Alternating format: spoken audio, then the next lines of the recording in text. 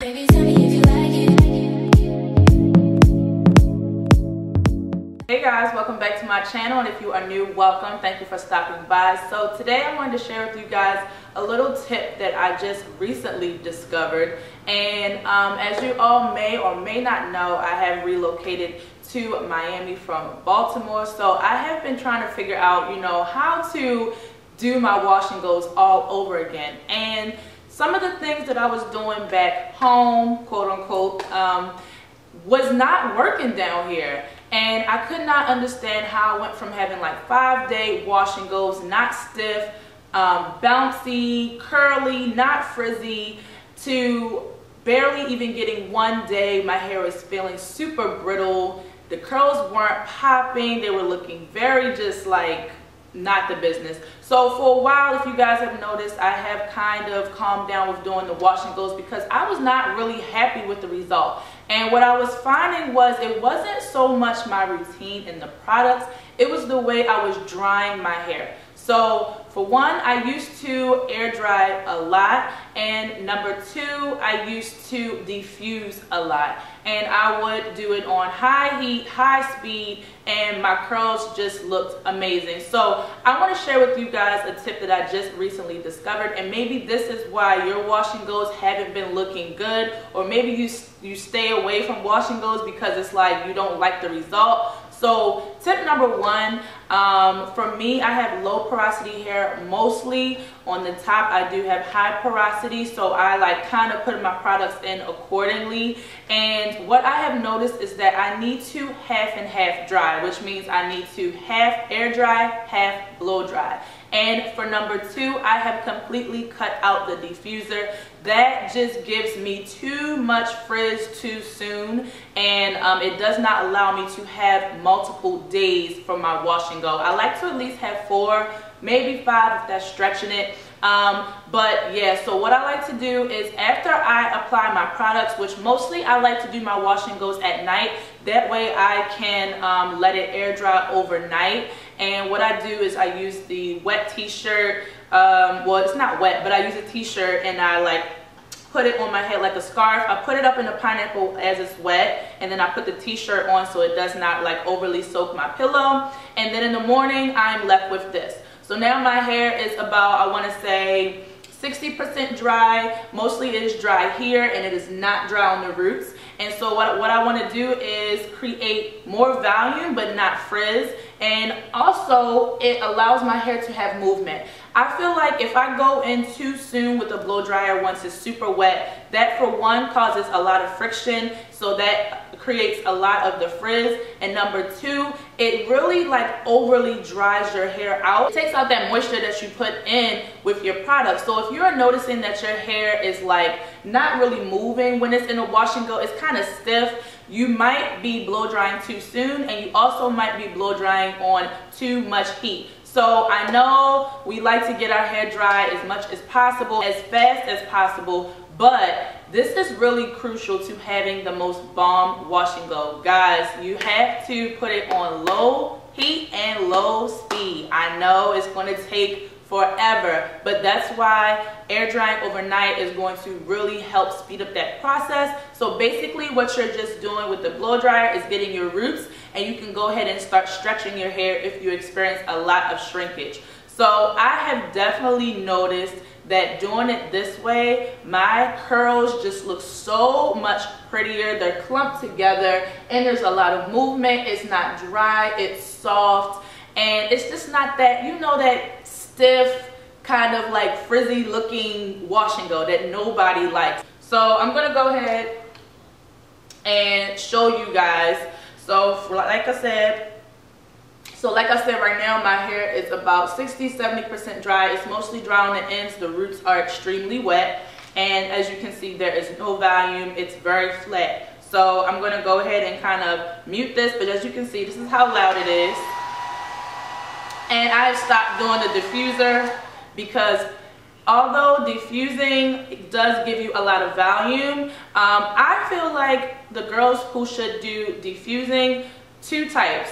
One, if you have a looser curl pattern and you really want to scrunch those curls up and kind of get them a little tighter, the diffuser will help with that. It will use the scrunching, although you can do that with your hands, but I do feel like the diffuser is really good for that. And number two, girls who kind of have heat damaged hair and their curls won't really bounce on their own, you guys will definitely benefit from diffusing as well. Just make sure you are still using low heat and low speed. That way you don't cause too much friction within your hair and then cause that frizz as well. You really just want to clump those curls together and use that with the diffuser. But I don't need to do that anymore, and I noticed that was kind of messing up my hair. So what I also do when I dry to really make sure that my hair has a lot of movement and it has that bounce is I dry my hair in all different kinds of ways. If you just dry your hair in one way, that's the way it's going to stay. So if you want to flip it over to the side, it's not going to go because you dried it in one position. So really, you'll see me really just tossing my hair back and forth,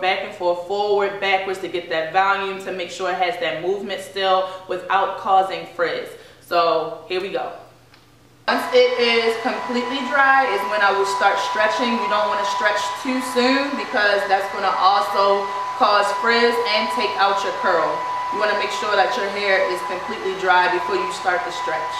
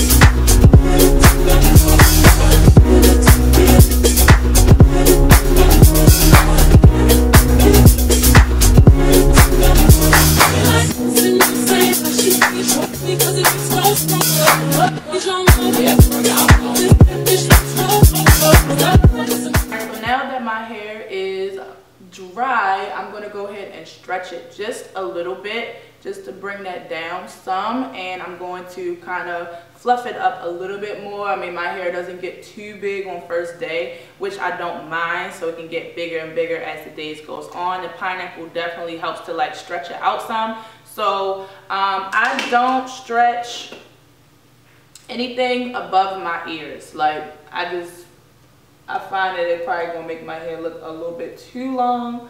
Well, like all one length, if you get what I'm saying. And I don't want that. I kind of want some shape. So I don't stretch my hair to like give it shape. I just stretch it to give it length because the bottom curls up tighter than the top. So I have to stretch the bottom. And this part I do on low as well.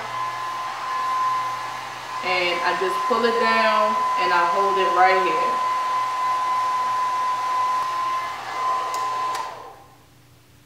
And it's not too much.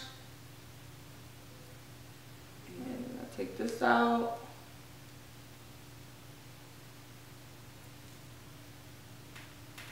And so if you can see the difference, I can. And I don't like to do too much because back here is real frizzy.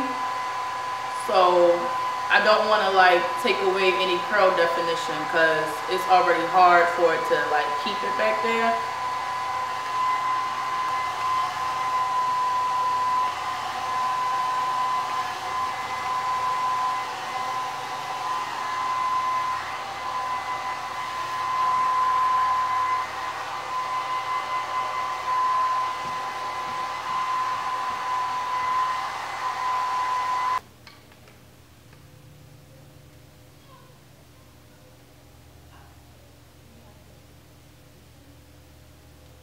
Ooh, look at that big, nice, chunky curl right there.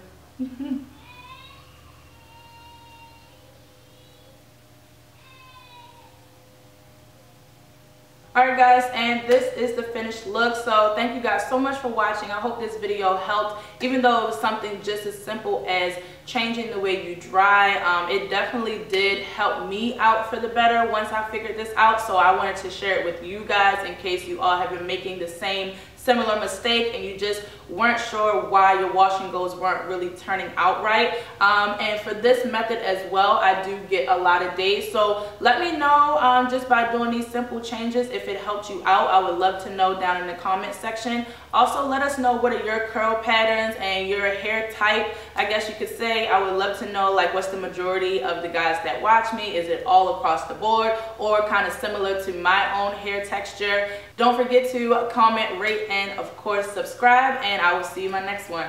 Bye.